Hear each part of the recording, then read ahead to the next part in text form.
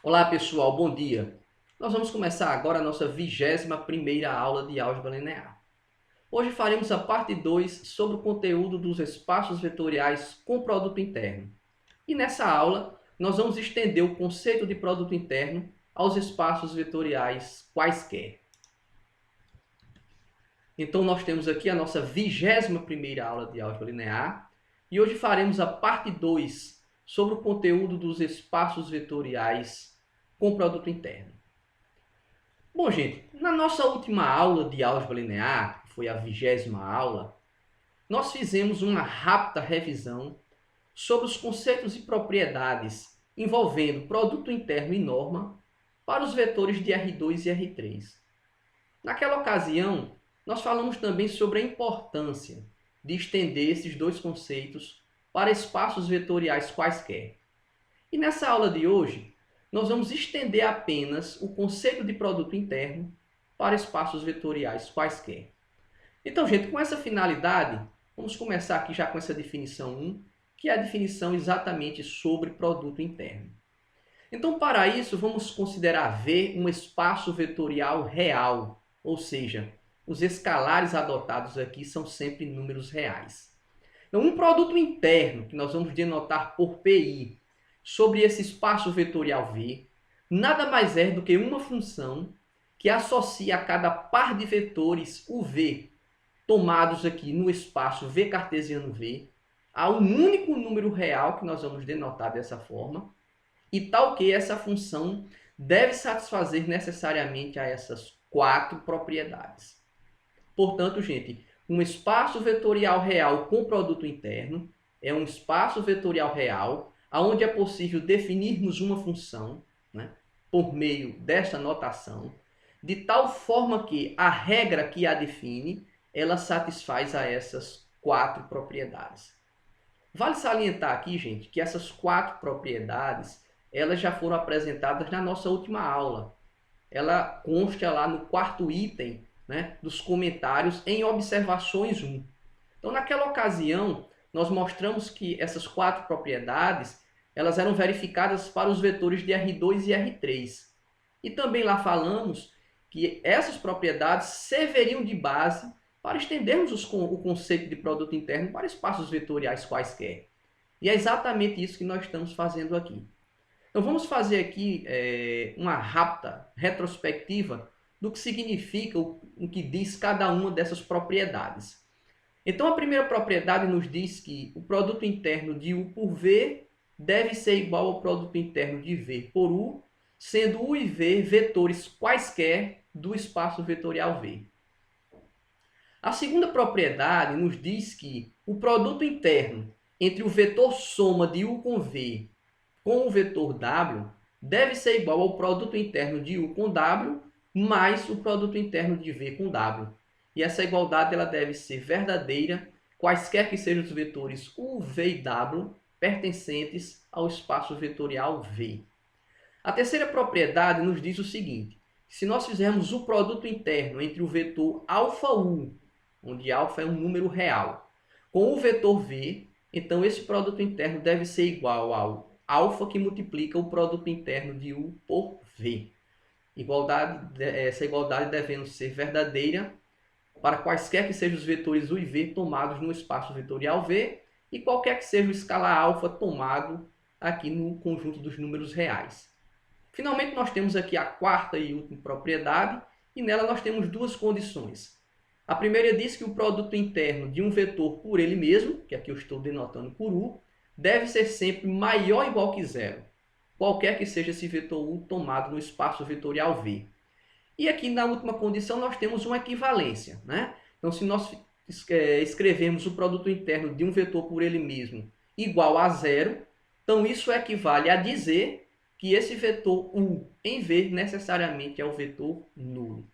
Gente, embora eu tenha adotado aqui a mesma notação, esse zero aqui ele corresponde ao número real zero, tendo em vista que o produto interno é um número real, mas esse zero aqui corresponde ao vetor nulo do espaço vetorial V, que é o espaço vetorial aqui adotado na definição. Então, gente, em resumo, um espaço vetorial real ele é dito um espaço vetorial real com produto interno, se nesse espaço for possível definirmos uma função dessa forma, de tal modo que a regra que a define satisfaz a essas 4 propriedades. Ok? Então vamos fazer aqui algumas observações, alguns comentários acerca dessa definição de produto interno.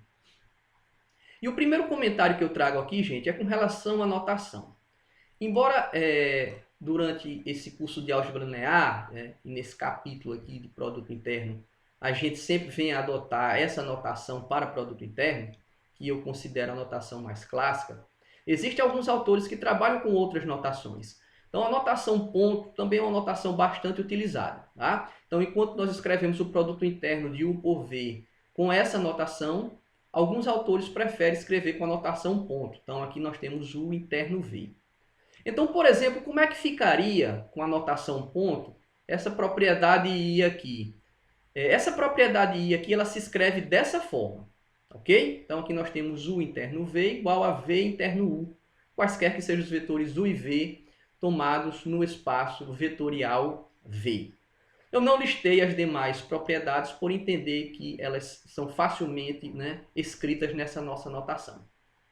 Bom, um segundo comentário que eu gostaria de fazer aqui nessas observações é com relação à definição de produto interno, quando o espaço vetorial V passa a ser agora o espaço vetorial complexo, ou seja, os escalares são sempre números complexos. Aqui nós vamos ter que fazer uma pequena modificação na definição, tendo em vista o seguinte. Se nós tentarmos utilizar essa definição aqui, quando V for um espaço vetorial complexo, então aqui no lugar de R teríamos que colocar o conjunto dos números complexos, nós vamos encontrar uma incompatibilidade aqui nessa propriedade 4.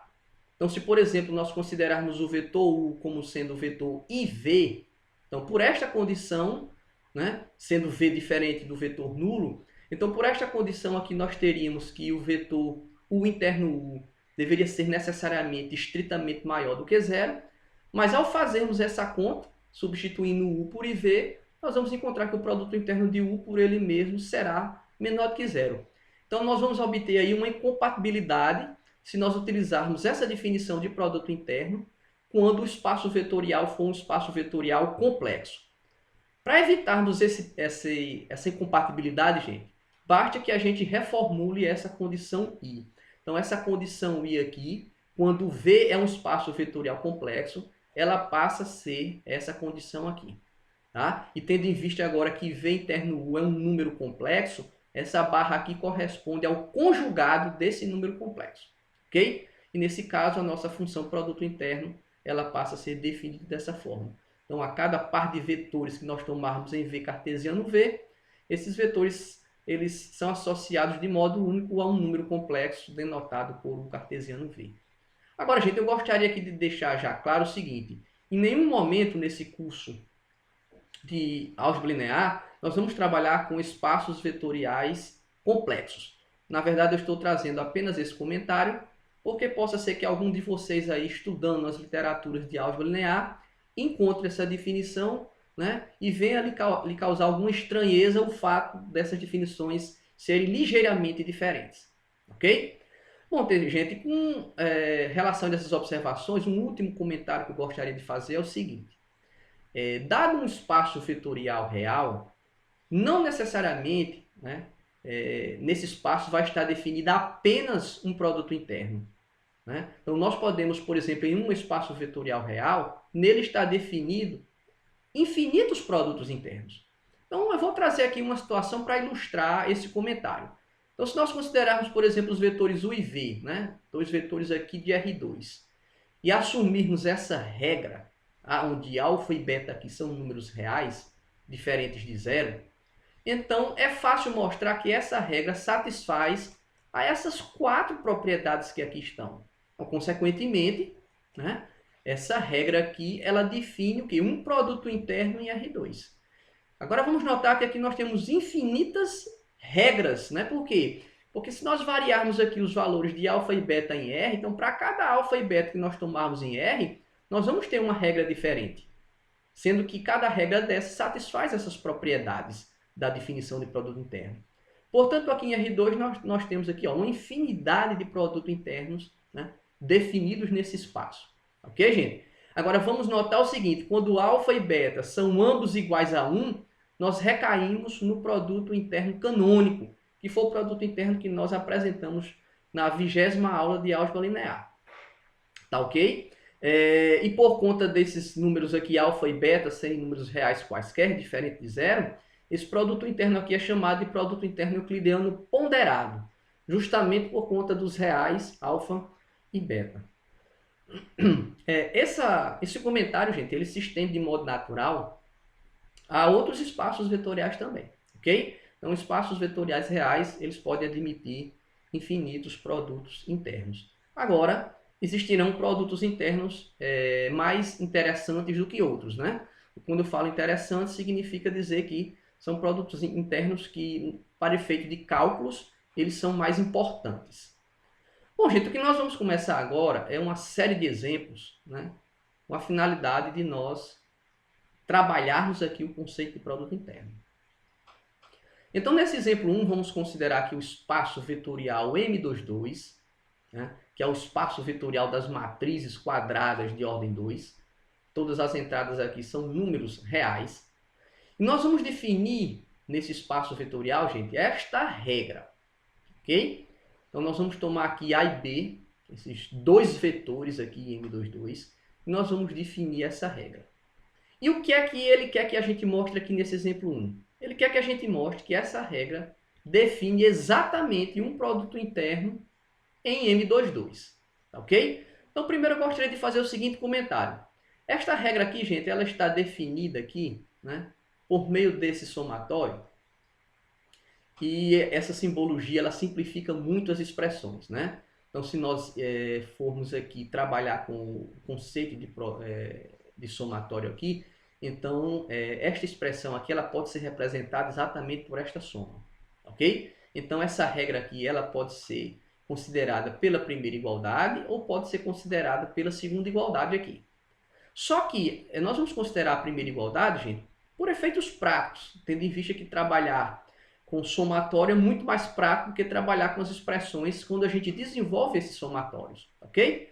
Mas, por exemplo, como é que a gente obtém essa expressão partindo desse duplo somatório? Então, inicialmente a gente fixa, por exemplo, aqui o i igual a 1 e varia o j de 1 a 2. Fazendo isso, nós vamos obter exatamente essa primeira soma. Aqui nós temos o i, ó, fixado em 1 e nós temos o j variando de 1 até 2, ok? E quando nós fixarmos i igual a 2, né, e variarmos j de 1 a 2, nós vamos obter essa última soma. De tal forma, né, que esse duplo somatório aqui, ele representa exatamente essa expressão, ok? Agora a questão pede para a gente mostrar que essa regra define um produto interno em M22. Bom, gente, como a gente vai verificar se essa regra aqui define um produto interno? Ao longo da explicação, eu não vou estar usando a nomenclatura A interno B. Por quê? Porque nós ainda vamos verificar, né, se essa regra, né, realmente define um produto interno em M22. Então eu vou trocar aqui a expressão A interno B pela expressão A aplicado a B. Então no final, né, se nós conseguirmos mostrar que esta regra satisfaz aquelas 4 propriedades da definição de produto interno, aí nós vamos dizer que efetivamente essa regra define um produto interno em M22. Então vamos lá. Então vamos mostrar que de fato essa regra satisfaz as 4 propriedades da definição de produto interno. Então vamos aqui à propriedade I. Então vamos fazer A aplicado a B, né? Onde A e B são essas duas matrizes, e A aplicado a B, tá? Exatamente possui essa regra aqui, tá? Então vamos lá. Então quando nós escrevemos A aplicado a B, nós escrevemos imediatamente esse duplo somatório, tá? E aqui nós conseguimos identificar rapidamente que nós temos aqui, ó, um produto de 2 números reais. Vamos notar que os elementos de M22 são matrizes 2 por 2, ok? E como aqui nós estamos considerando os espaços vetoriais reais, então essas entradas aqui são todas elas números reais. Então aqui nós temos produto entre 2 números reais. E como a gente sabe, né, na operação de multiplicação para os números reais, vale a propriedade comutativa da multiplicação. Então, aplicando essa propriedade aqui, a gente escreve, né, B e J que multiplica A e J. E agora é só notar que esse duplo somatório corresponde exatamente a B aplicado a A. De tal forma que a primeira propriedade, né, da definição de produto interno ela já foi verificada. Portanto, A aplicado a B é igual a B aplicado a A. Agora vamos à segunda propriedade. Então nós vamos tomar aqui uma terceira matriz em M22, né, um terceiro vetor em M22, e nós vamos denotar dessa forma aqui, ok? Então inicialmente nós devemos somar aqui a matriz A com a matriz B, e depois de somar essas duas matrizes, né, utilizando aqui a operação usual de adição, né, em M22, nós vamos aplicar essa matriz soma à matriz C, mediante esta regra que está sendo adotada aqui no exemplo 1. E se nós fizermos isso, gente, nós vamos obter exatamente essa igualdade, tá? Onde essa soma aqui corresponde exatamente às entradas, né, da matriz soma de A com B, e esse CJ aqui corresponde exatamente às entradas da matriz C. E, obviamente, né, nós chegamos a esse produto tendo em vista essa regra que foi definida no exemplo 1. Agora vamos notar aqui que nós temos três números reais, portanto a gente aqui pode utilizar a propriedade distributiva, né? E fazendo isso nós vamos chegar nessa igualdade aqui, ok? Finalmente utilizando aqui a propriedade aqui, ó, envolvendo somatório, nós vamos definir esse somatório agora, gente, da seguinte forma, tá? Por conta dessa soma aqui nós vamos escrever esse duplo somatório dessa maneira, tá? E finalmente é só percebermos o seguinte, olha, esse duplo somatório aqui, esse primeiro aqui, ele corresponde exatamente a A aplicado a C, segundo essa regra. E esse duplo somatório corresponde exatamente a B aplicado a C, segundo essa regra. De tal forma que a gente acabou de mostrar que o vetor soma de A mais B aplicado a C é igual a A aplicado a C mais B aplicado a C, né? Quaisquer que sejam esses vetores A, B e C em M22. E dessa forma a gente tem provado aqui também que a propriedade 2 da definição ela é verificada. Agora a propriedade 3. Então nós vamos tomar aqui a matriz alfa-A, né? Nós vamos ter que utilizar a operação usual de multiplicação por escalar em M22, tá? Então multiplicando o alfa por A, então corresponde a nós multiplicarmos cada entrada da matriz A pelo número real alfa, né? E ao fazermos aqui alfa-A aplicado a B, segundo esta regra, tá? Nós vamos obter aqui essa primeira igualdade, onde aqui nós vamos ter alfa, A e J e B e J, né, números reais, tá? Então aqui, aplicando aqui a propriedade associativa para a operação de multiplicação dos números reais, nós escrevemos aqui essa igualdade. Finalmente vamos notar aqui que o alfa não depende nem de I nem de J, e portanto, por propriedade de somatório, ele sai aqui. É o que nós escrevemos aqui. Finalmente é só nós verificarmos que esse duplo somatório corresponde exatamente a A aplicado a B. De tal forma que alfa-A aplicado a B é igual a alfa que multiplica A aplicado a B. E, consequentemente, a terceira propriedade da definição de produto interno também é verificada. Finalmente, vamos aqui à quarta e última propriedade da definição. Então, inicialmente, vamos fazer A aplicado a A, né? E utilizando novamente a regra definida aqui no exemplo 1, nós vamos escrever essa igualdade, né? Então nós vamos ter A e J que multiplica A e J, tendo em vista que as duas matrizes aqui são exatamente a mesma matriz, o mesmo vetor de M22. Agora A e J que multiplica A e J é exatamente A e J ao quadrado, né? Então, como nessa soma aqui, esse somatório aqui, esse duplo somatório, né? Nós temos uma expressão onde cada parcela são números maiores ou iguais que zero, portanto, esse duplo somatório vai ser maior ou igual que zero. Agora, finalmente, vamos mostrar a equivalência. Então, nós vamos tomar aqui A aplicado a A igual a zero, ok? E nós vamos trocar o A aplicado a A já por esta expressão. Então, nós vamos trocar aqui, por isso que nós escrevemos já esse duplo somatório, né? Igual a zero, tá? Que é um número real zero. Agora aqui nós temos um somatório, onde cada uma das parcelas é sempre maior ou igual que zero, tá? Então, para que esse somatório seja exatamente o número real zero, é necessário o suficiente que cada IJ seja igual a zero. E, obviamente, se cada IJ for zero, com I e J variando de 1 a 2, isso significa que a matriz A possui todas as entradas iguais ao número real zero. Consequentemente, a nossa matriz A é a matriz identicamente nula 2 por 2. Vamos notar, gente, que embora eu tenha utilizado aqui a mesma notação, né? Mas aqui o zero representa o número real zero, e aqui esse zero representa o vetor nulo de M22, que aqui no caso é a matriz quadrada de ordem 2.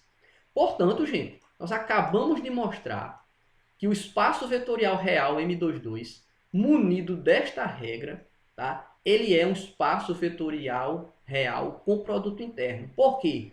Porque esta regra ela verificou as 4 propriedades da definição de produto interno. Então, consequentemente, esta regra aqui ela define um produto interno em M22. Bom, gente, nós podemos aqui, né, fazer uma rápida extensão, né, melhor dizendo, uma rápida generalização, tá, para os espaços vetoriais M de Mn, né, que são os espaços das matrizes M por N. Ok? Então, se nós definirmos aqui, ó, essa regra, basicamente é a mesma regra, tá? Só que agora o I está variando de 1 a M e o J está variando de 1 a N, tendo em vista que agora, nesse espaço vetorial, os vetores são matrizes M por N. Então, se nós considerarmos aqui essa regra, tá?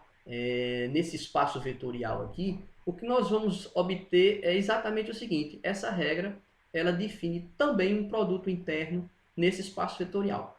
Para isso, gente, basta nós repetirmos aqui todo o raciocínio utilizado, né?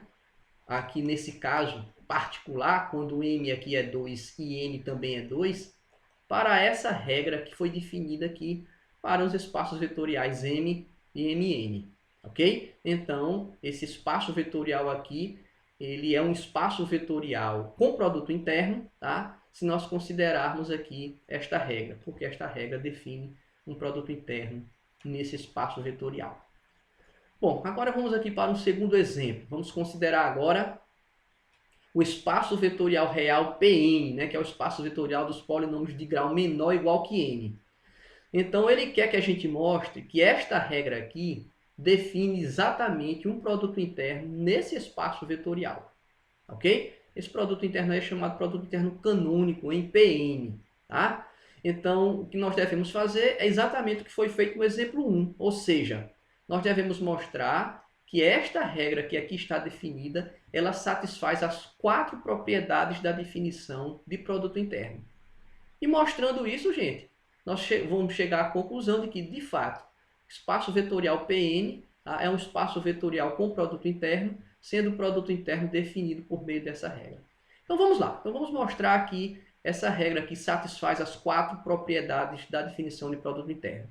Então vamos considerar aqui, ó, os polinômios, né? P descrito dessa forma, Q descrito dessa forma e R descrito dessa forma. Tá? Todos os vetores aqui em Pn. Então, na propriedade 1 nós temos, tá? Vamos continuar utilizando a mesma nomenclatura, né, de P aplicado a Q, tendo em vista que a gente não provou ainda que essa regra define um produto interno. Sendo assim, a gente vai falar aqui que é P aplicado aqui, ok? No final, quando nós mostrarmos que essa regra realmente ela verifica aquelas 4 propriedades da definição do produto interno, então nós passamos a dizer que essa regra significa P, né, interno Q. Ok? Então, aqui no item I, vamos fazer P aplicado aqui. Então, gente, se nós considerarmos P e Q conforme aqui no exemplo 2, tá? E utilizarmos aqui, ó, essa regra, nós vamos obter exatamente essa igualdade.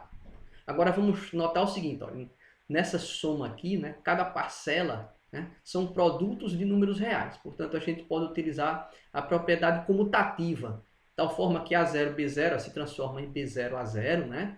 A1, B1 em B1, A1, e assim sucessivamente até AN, BN, né? Trocar por BN, AN. E agora é só notar que esse somatório corresponde exatamente a Q aplicado a P. Então, dessa forma, nós acabamos de mostrar que a propriedade I da definição de produto interno foi verificada. A propriedade 2I. Então, nós vamos somar os vetores P com Q, né? E aqui nós vamos adotar a operação usual de adição nesse espaço vetorial Pn, tá? E vamos aplicar esse vetor soma ao vetor R. Se nós utilizarmos, gente, aqui essa regra, então nós vamos obter aqui essa igualdade, tá? E agora é só nós, em cada parcela dessa soma, aplicarmos aqui a propriedade distributiva. Nós vamos aplicar a propriedade distributiva e também vamos separar os termos, né? Então aqui fica A0 que multiplica C0. Já vou separar com mais A1 que multiplica C1, mais reticências mais AN que multiplica CN, que é exatamente o que nós temos aqui nesse parênteses. Né? E depois B0 que multiplica C0, mais B1 que multiplica C1, mais reticências, mais Bn que multiplica Cn, nós escrevemos aqui nesse segundo parênteses. De tal forma que agora é só percebermos aqui que essa expressão corresponde a P aplicado a R e essa expressão corresponde a Q aplicado a R. E sendo assim, a gente acabou de mostrar, gente, que a segunda propriedade da definição de produto interno também foi verificada. Agora a propriedade 3i, então vamos considerar agora o vetor aqui em Pn alfa P, né? Obviamente aqui alfa é um número real, ok? E aqui nós vamos utilizar também a operação usual de multiplicação aqui por escalar, ok? Então ao considerarmos aqui o vetor alfa P e aplicarmos ao vetor Q, mediante esta regra, nós vamos obter exatamente esta igualdade, ok? E como aqui nós temos aqui em cada parcela dessa soma, né, produto envolvendo números reais, nós aqui podemos inicialmente utilizar a associatividade e depois utilizar a distributividade colocando o alfa nessas condições.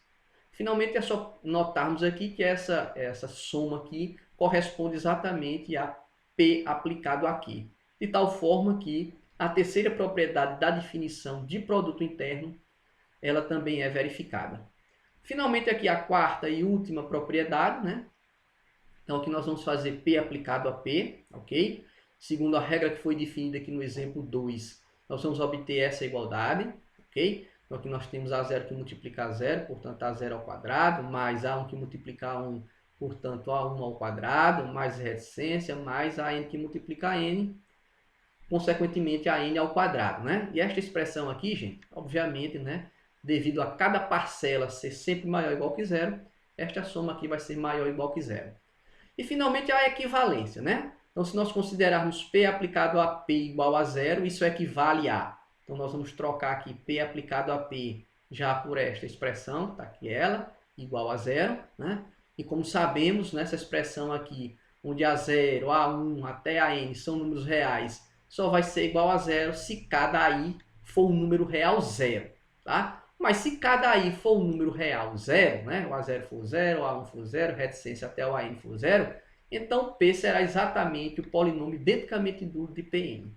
Então dessa forma, gente, nós acabamos de mostrar que essa regra definida aqui para vetores de Pn, ela satisfaz o quê? As quatro propriedades da definição de produto interno. E, portanto, esta regra define um produto interno no espaço vetorial Pn.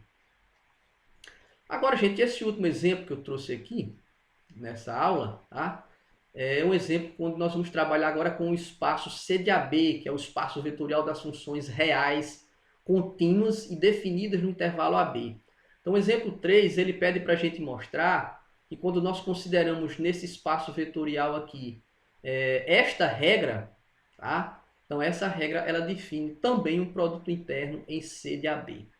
Então, gente, como antes, né? Tanto no exemplo 1 como no exemplo 2, o que nós temos que mostrar é que essa regra satisfaz exatamente aquelas quatro condições da definição de produto interno, ok? E aqui é muito fácil mostrar isso, tá? Basicamente o que a gente vai utilizar são as operações usuais de adição e multiplicação por escalar, né? Quando nós estamos trabalhando com os vetores de C de AB e propriedades envolvendo a integral definida, que são propriedades que a gente já conhece lá no curso de cálculo diferencial integral 1. Então vamos lá, vamos mostrar que aquelas quatro condições, né, aquelas quatro propriedades da definição de produto interno, elas ocorrem aqui também quando nós consideramos esta regra. Então, gente, propriedade I. Então vamos fazer F aplicado a G, tá ok? Então essa igualdade é exatamente por conta desta regra. Agora vamos notar que tanto F como G são funções que levam números reais do intervalo AB em R. Portanto, f de x e g de x são números reais. Então, aqui a gente pode comutar, né? E escrever aqui, g de x que multiplica f de x. Agora, é só notar que esta integral, ela representa exatamente g aplicada a f. Portanto, nós acabamos de mostrar que f aplicado a g é igual a g aplicada a f, ou seja, a propriedade 1 da definição de produto interno, ela já foi verificada. A propriedade 2. Então, inicialmente, nós somamos aqui os vetores f com g, né, para obter aqui f mais g, que é um vetor soma. E aplicando o f mais g a h, segundo essa regra, nós obtemos isso aqui, ó, essa igualdade. Né? Agora, notando que f de x, g de x e h de x são números reais, a gente utiliza aqui a distributividade para termos essa igualdade. Finalmente, vamos usar aqui, ó, integral da soma, soma das integrais. Ok? E essa propriedade é válida desde que as integrais parcelas existam, né? Que é o caso aqui. Ok? Agora, finalmente, é só notarmos aqui, ó, que essa integral corresponde a f aplicado a h, né? Tendo em vista que eu tenho um f de x aqui e aqui h de x. E que essa integral corresponde exatamente a g aplicado a h, tendo em vista que aqui eu tenho g de x e aqui eu tenho h de x, né? É só prestarmos atenção aqui como é que a regra foi definida, né? Aqui no caso para f aplicado a g. E dessa forma, a propriedade 2i ela também é verificada, certo? Quando nós consideramos em C de AB esta regra. A propriedade 3, gente, o que nós vamos fazer? Nós vamos considerar aqui o vetor αf, né? Então vamos utilizar a operação usual de multiplicação por escalar no espaço vetorial C de AB e vamos aplicar esse vetor αf a G. Então, conforme esta regra, nós obtemos exatamente essa igualdade. Agora vamos notar que alfa, f de x e g de x são números reais, tá? Então, utilizando aqui, ó, que alfa aqui é um número real e não depende de x, a gente pode utilizar a propriedade da integral para tirar esse número alfa aqui, né, para fora. É o que nós fizemos aqui. Então, finalmente, é só percebermos que essa integral corresponde exatamente a f aplicada a g. De tal forma que a terceira propriedade, né, da definição de produto interno, ela também é verificada. Finalmente, vamos aqui para a quarta e última propriedade, tá? Então, inicialmente, vamos considerar aqui f aplicado a f, tá? Segundo a regra adotada aqui nesse exemplo 3, nós vamos obter essa integral. Obviamente que f de x vezes f de x nos vai dar aqui f de x ao quadrado, né?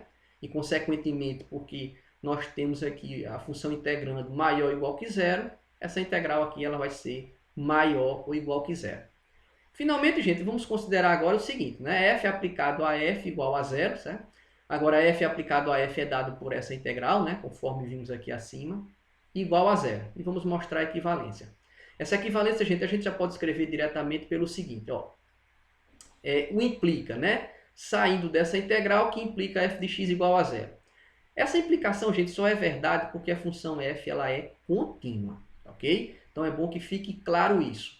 Então, o fato de uma integral, né, aplicada aqui a uma função ser igual a zero, tá? Nós só podemos concluir que essa função aqui integrando ela vai ser exatamente zero se ela for contínua. Tá? Se ela não for contínua, não vale mais essa implicação aqui. Nós podemos ter aqui uma função, uma integral sendo igual a zero, mas isso não implicar que a função integrando seja necessariamente igual a zero. Agora, quando essa função for contínua, né, já que a função aqui está ao quadrado, é uma função contínua, né? Se f é contínua, f ao quadrado é contínua. Então, pelo fato da função aqui ser contínua, ao escrevermos a integral aqui igual a zero, isso implica exatamente que f de x ao quadrado é igual a zero, o que em outras palavras significa dizer que f de x é igual a zero. Obviamente que esse implica aqui, gente, é óbvio, né? Então, se f é igual a zero, então aqui nós temos a função integrando como sendo zero, e obviamente essa integral vai ser zero. De tal forma que esta regra também verifica a quarta e última propriedade da definição de produto interno. Então, gente, a conclusão que nós chegamos aqui é o seguinte, que o espaço vetorial real C de AB é, na verdade, um espaço vetorial com produto interno, onde o produto interno é definido por meio dessa regra. Ok? Finalmente, eu vou encerrar essa aula, gente, aqui com duas definições. Tá? Gostaria inicialmente de relembrar uma característica importante que nós falamos na nossa última aula, acerca dos vetores de R2 e R3. Né? Então, se nós utilizarmos, por exemplo, aquela definição geométrica, né, para o produto interno, a gente consegue obter a seguinte caracterização importante entre vetores de R2. Dois vetores são ortogonais ou perpendiculares se somente se o produto interno entre eles é igual a zero.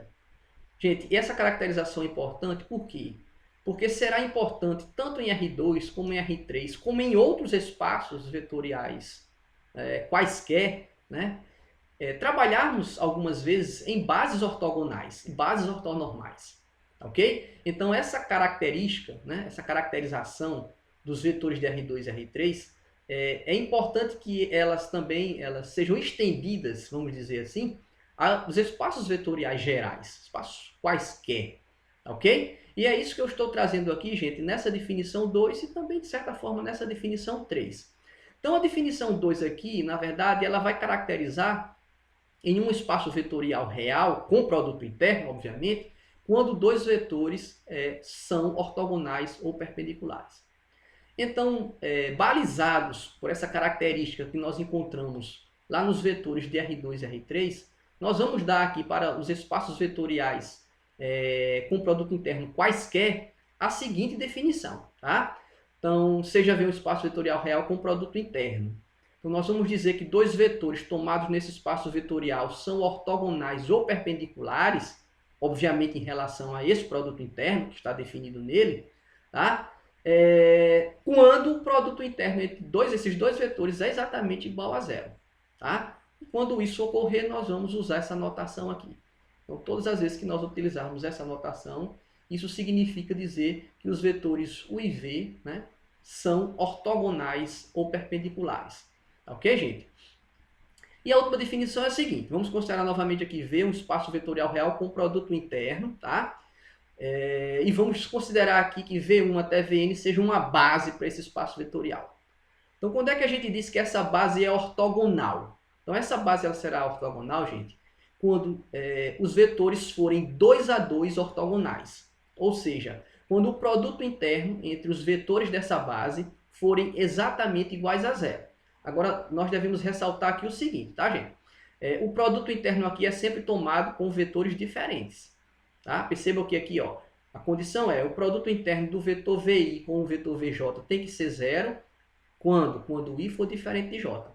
Então, a gente diz que essa base ela é ortogonal se os vetores são 2 a 2 ortogonais, ou seja, se os vetores são 2 a 2, né?